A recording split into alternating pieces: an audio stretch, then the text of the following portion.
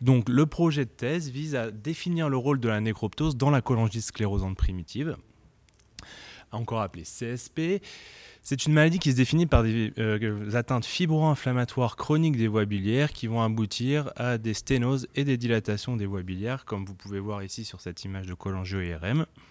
C'est une maladie qui est rare puisque la prévalence est située entre 1 et 16 pour 100 000 habitants, avec un gradient nord-sud puisque c'est une maladie qu'on voit largement beaucoup plus souvent dans les pays du Nord que dans les pays du Sud.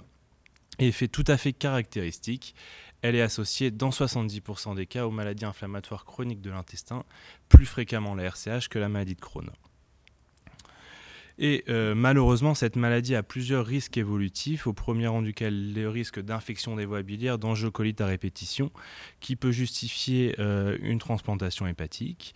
La CSP peut également évoluer vers une cirrhose biliaire secondaire qui peut également justifier une transplantation hépatique. Et malheureusement, une complication qui peut largement gréver le pronostic, qui est le risque de cholangiocarcinome avec une incidence d'environ 1% par an, qui, lorsqu'il est détecté à temps, peut être accessible à une chirurgie, voire une transplantation hépatique, mais qui, malheureusement, souvent, la plupart des cas, est détecté trop tard avec un traitement par chimiothérapie palliative. Et actuellement, il n'existe aucun traitement dont l'efficacité a été démontrée pour retarder l'évolution de la maladie ou l'apparition de ses complications. L'acide ursodesoxycholique est le seul traitement qui est recommandé, mais il a montré son efficacité uniquement sur l'amélioration de la cholestase.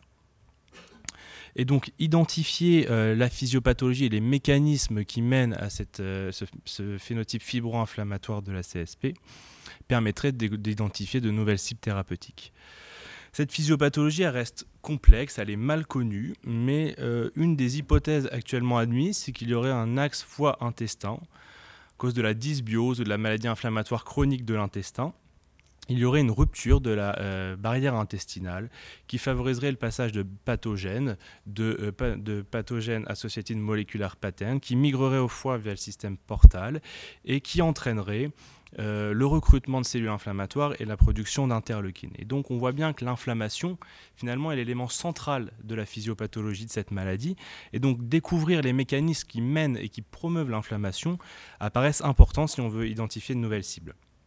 Et donc, cette inflammation, elle est drivée par des complexes multiprotéiques cytosoliques qu'on appelle les inflammasomes, avec notamment une protéine dont on reparlera tout à l'heure, qui est NLRP3, et qui va assurer la maturation des interleukines 1 bêta, 6, 18.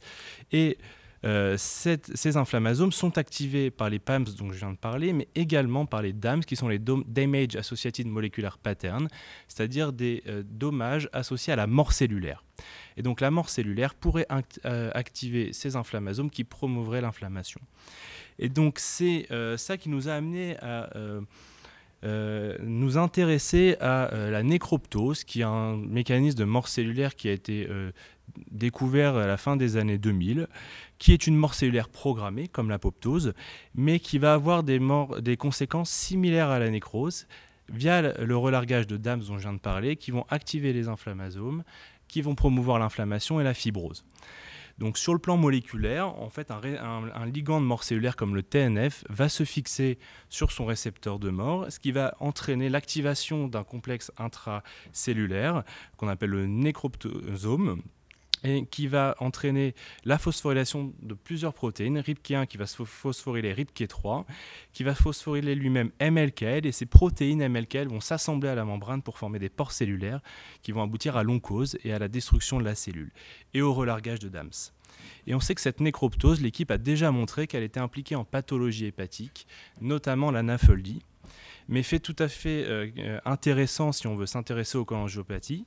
Il a été montré que RIPK3, qui est donc une des protéines effectrices de la nécroptose, est surexprimée dans les cholangiocytes, beaucoup plus que dans les hépatocytes à l'état basal, et qu'également dans certains modèles de cholangiopathie, notamment de ligature de la voie biliaire principale, il y a une forte expression de RIPK3 dans les cholangiocytes.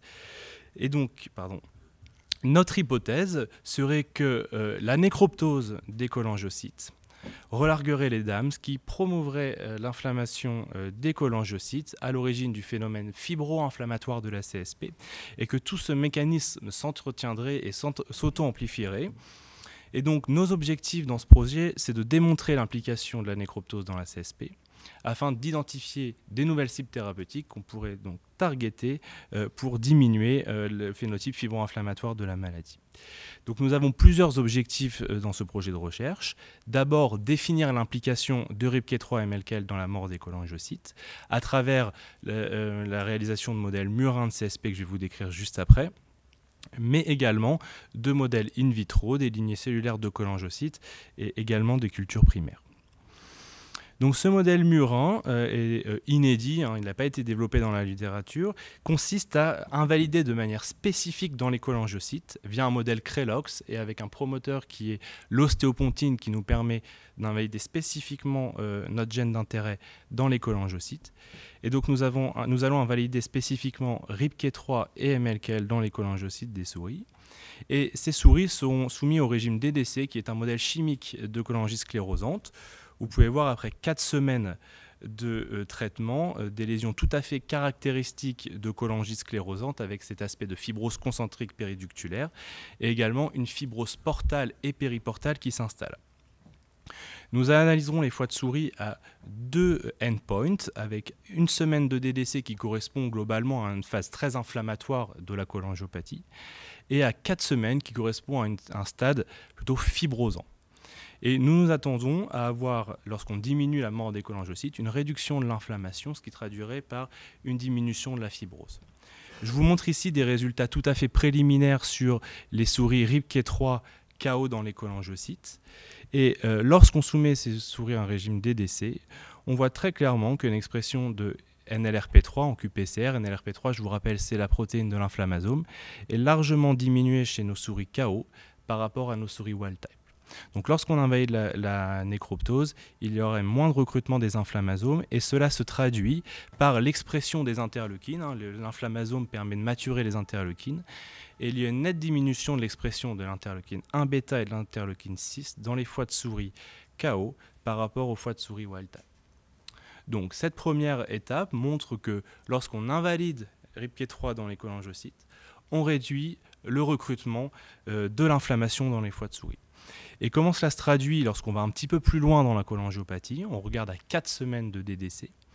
Là, on se rend compte qu'on a une diminution de l'expression du collagène 1A1 dans les foies de souris, des souris KO par rapport aux souris wild-type. Donc la nécroptose, finalement, entraînerait une promotion de l'inflammation, une promotion de l'inflammation et de la fibrose. Et donc lorsqu'on inhibe la nécroptose cholangiocytaire, on diminue la réaction inflammatoire et la fibrose dans le foie.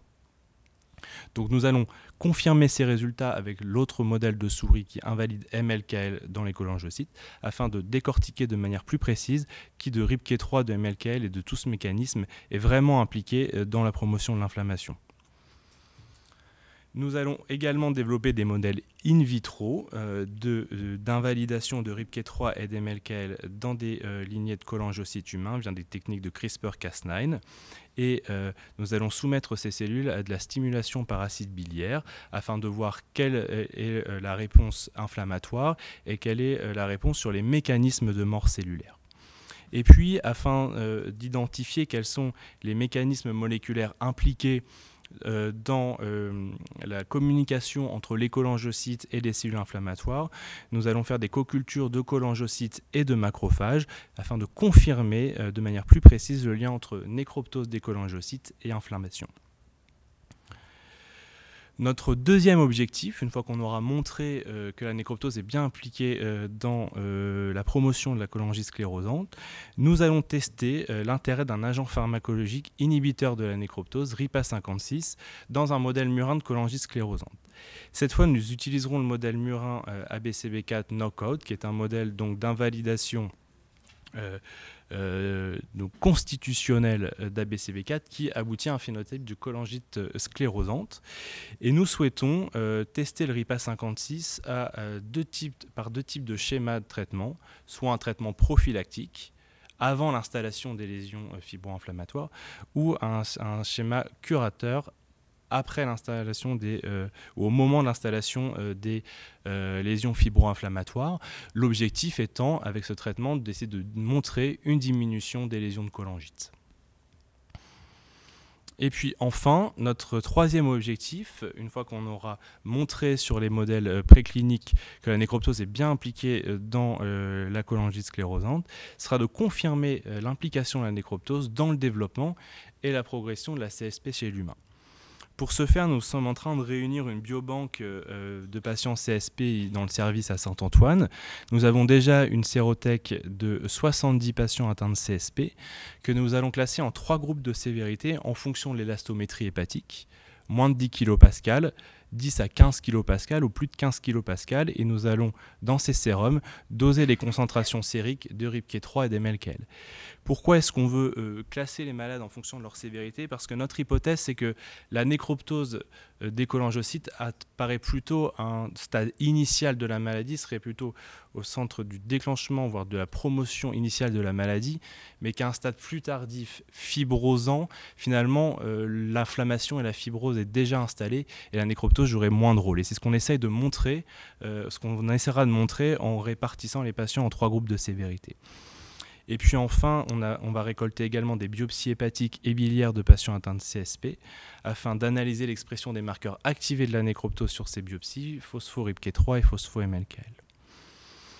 Les retombées attendues sont d'identifier la nécroptose comme l'élément clé ou un des éléments clés de l'initiation de la pathogénèse de la CSP, de proposer une nouvelle cible thérapeutique dans cette pathologie qui, pour l'instant, n'a pas de traitement efficacement démontré, via notamment l'utilisation d'un inhibiteur pharmacologique de la nécroptose, RIPA56.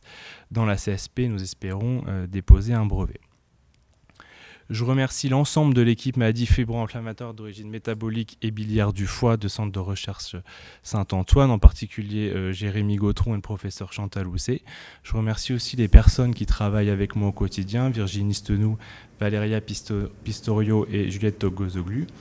Et puis tous mes collègues du service des pathologies de l'hôpital Saint-Antoine, notamment le professeur Olivier Chazouillère, Dr Christophe Corpechot et Dr Sarah Lerman. Je vous remercie.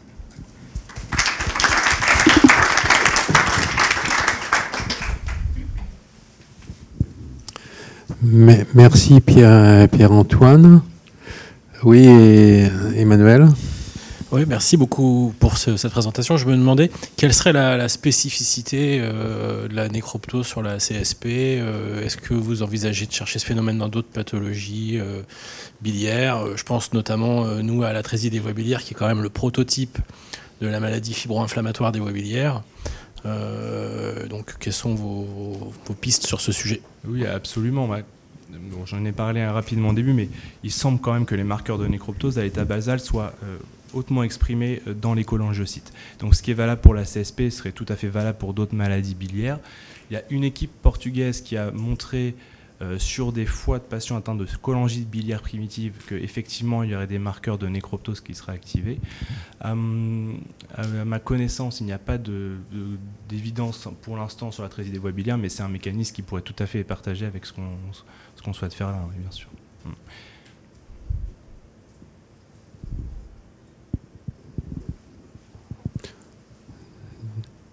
D'autres commentaires ou questions pour Pierre-Antoine?